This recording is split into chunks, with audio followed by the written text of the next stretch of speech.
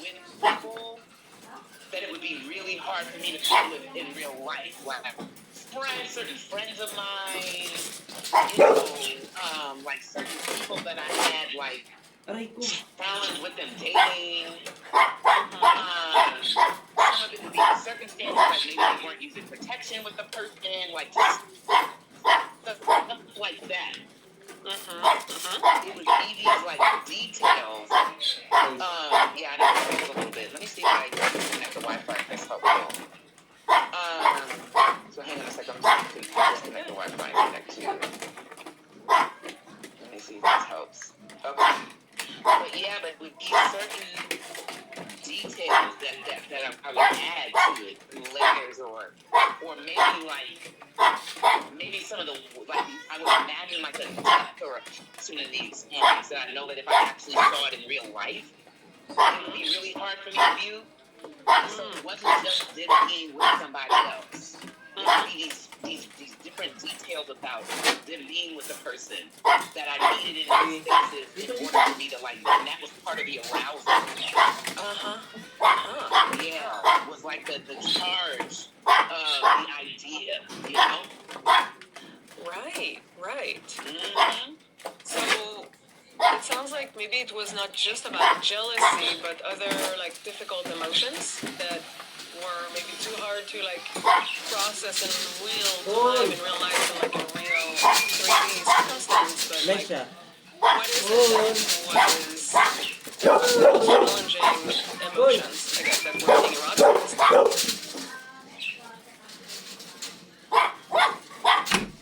Maybe just having like a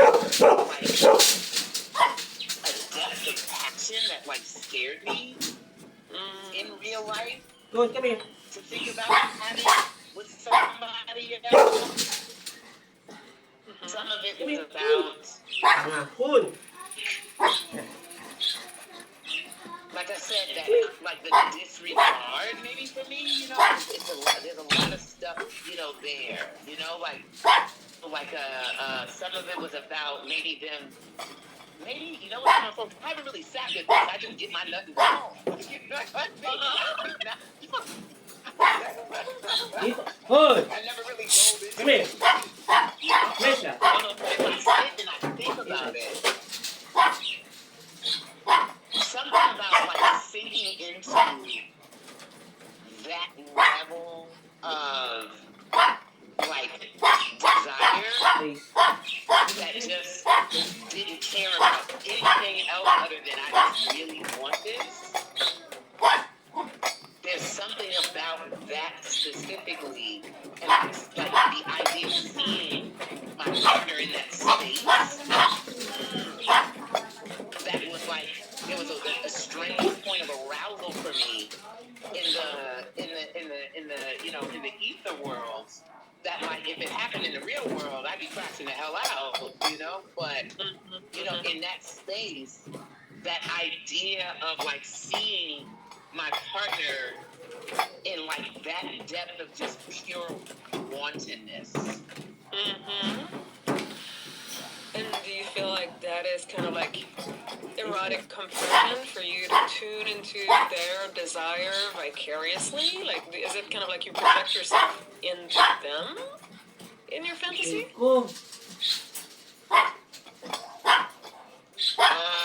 You know, what's coming forward for me is, Jesus Christ.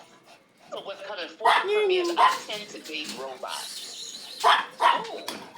Oh. That's what I call it. I date robots. Okay. I date people who are very emotionally cut off. And reserved. And not very emotionally expressive. And I think what the turn on was for me, and one of the things that I imagine is this is just something that they're doing with me, that they're capable of this depth of expression and you know desire and want, that they're capable of doing that, they just don't do it with me. And because it's somewhere someplace that I want people to meet me in, because I sink all the way into desire, okay? I get down to that shit, you know? Yeah, you're not a robot. expressive emotionally person. Yeah. No, not at all. And so there's something like erotic for me about seeing them in that place, Mm-hmm. like even when it's not with me, you know? Yeah. But then your fantasy is not them doing it with you. It's them doing it with someone else. Right, because I have this imagination that maybe that someone else maybe can bring this out of them, and because I so desperately want to see that side of them, Uh-huh. Uh-huh. I create these scenarios where where I'm able to see that in them. Yeah. Yeah. And in your fantasy, is there also Exactly. like when you Is there imagine also what? pain?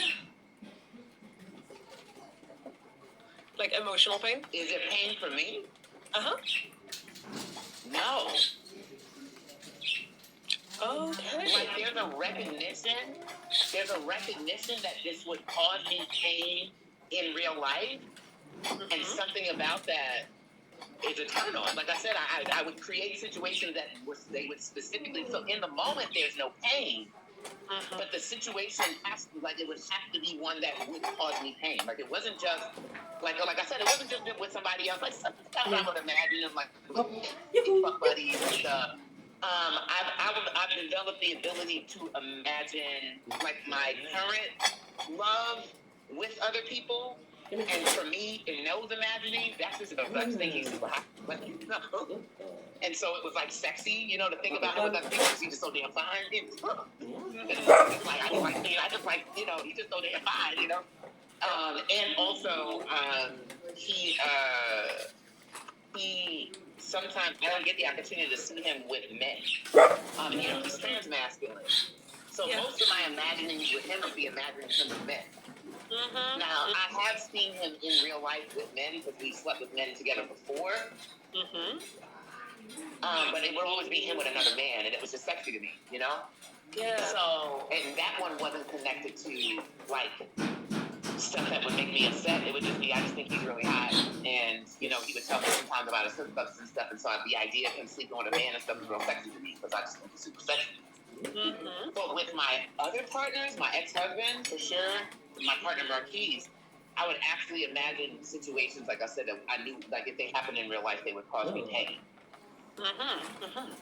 Yeah. And I needed that layer, that element, because to me, what's coming forward for me as I really sit and maybe try to articulate this is maybe the fact that they were choosing to do something that they knew would be so deeply painful for me, or something that would be a challenge. Like that was an indicator of how much in their desire they were, that they just didn't care. Oh, yeah. Like they were so oblivious, like they weren't just total. I think it was just oblivious. It was like a choice. It was like, I know that this would be challenging for this person, but I want this so bad, I don't care. Yeah. Because that's how much my desire is online in this moment. So tuning into that vicariously is super hot. Yeah, like tuning into them letting themselves go that far in desire. That they just, you know, they threw off all restraint. Yeah. Like watching them in a space of unrestrained desire.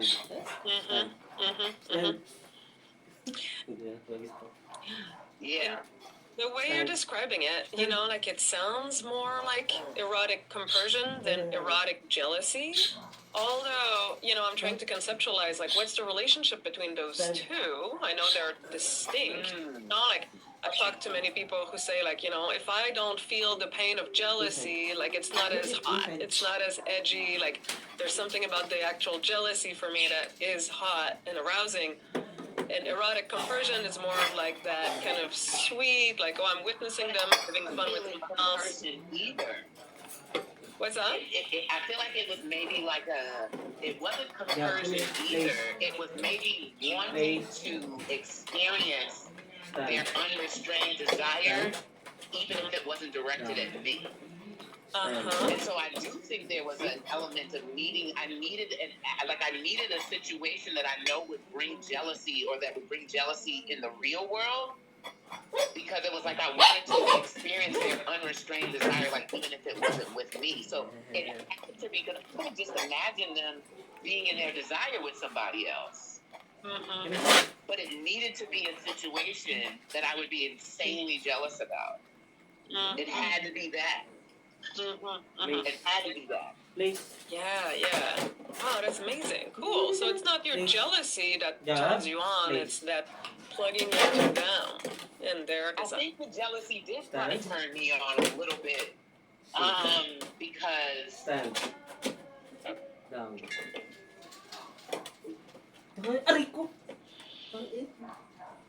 it was almost like I'm so emotionally charged by this thing, but I can't look away Yeah. because of how Dito, hard it please. is seeing them Cool! so deeply in a state of just, because jealousy is a passion. Mm-hmm. Jealousy to me is a passion emotion. Like jealousy, anger, those are passion emotions. Mm-hmm. And so there was something about the needing the acting of the jealousy, because it was about passion and experiencing passion. Cool. And jealousy is one of the most passionate emotions you can experience. Mm-hmm. Kanan. And so it's like I needed the jealousy because of because of the passion of jealousy. Because what I was trying to connect to was a depth of passion Cool. in my partner. Yeah.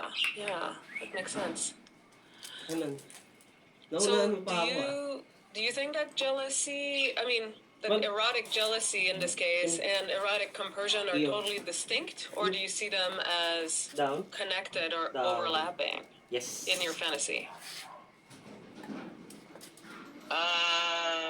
Cool! There was no comparison present. I was not happy for them. Ikaw, bakit ka... Come here. Oh, Down. okay. Down. I was not happy for them. I was just turned on. But I Yeah. wasn't happy for them. I Layas wasn't ka like, na, I was layas looking ka. at this and there was no Pinapakain like, ka na nga eh. oh, look at them. It wasn't that. There was none of that. I wasn't. Yes. That wasn't there. Come here. So that's why I'm like, no, it wasn't. Because erotic compersion to me No, is, front. which I do experience a little bit.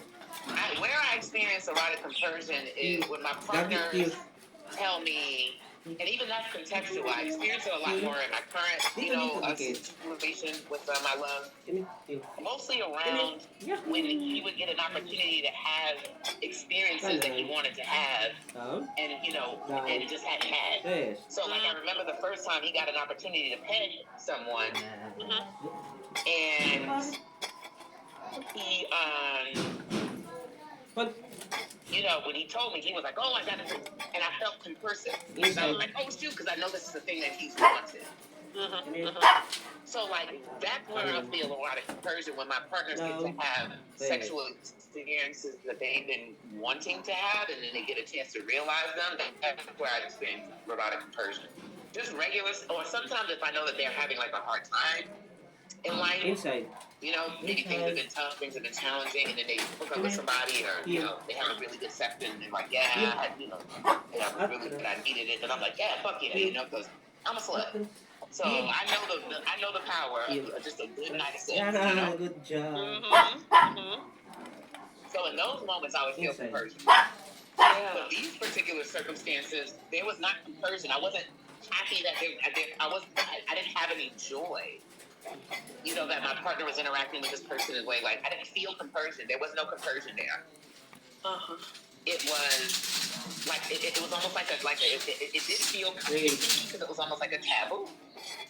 It was the tabooness of them Cool. disregarding me.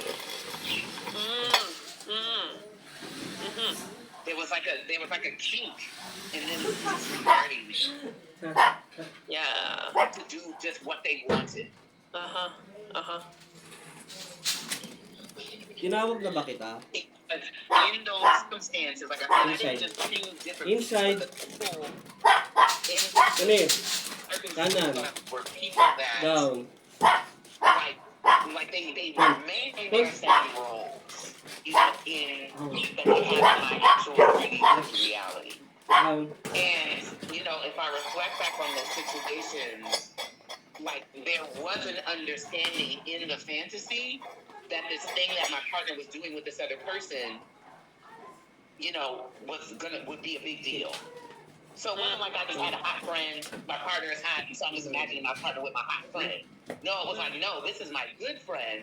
And in this scenario, my partner knows that this thing that they're doing with this person is something that's going to cause me pain. Like that was an element that was there. Yes. That was there. Yeah. Yeah. And so it wasn't erotic compersion because there was no joy about the fact that they were doing it. The charge was that it was something that felt taboo, something that felt, like I said, like a disregard of me, and like, you know, something that would make me insanely jealous if it actually happened. There was that was where the charge was. So, did it feel like riding a line between pleasure and pain for you? Yeah. So I always say this. I'm an emotional masochist. Oh, yeah. I don't like physical pain, but I'm an emotional masochist. Ooh. I like my pain in the emotional space. Oh my gosh. How so? How does that show up? Stand. Probably in the choices of people like it. Down. Oh my gosh. Yeah. Stand. Dating robots. No, and damn well my ass is emotional as hell, and they got no much the robot. Oh my god. Wow. Some of it is in the ways I probably like. I think some of my like, you know, I made a post recently about like, you know, learning how to not ask for information too much, you know, kind of whatever. And I think some of that was a way of self-portrait, causing myself emotional pain, you know?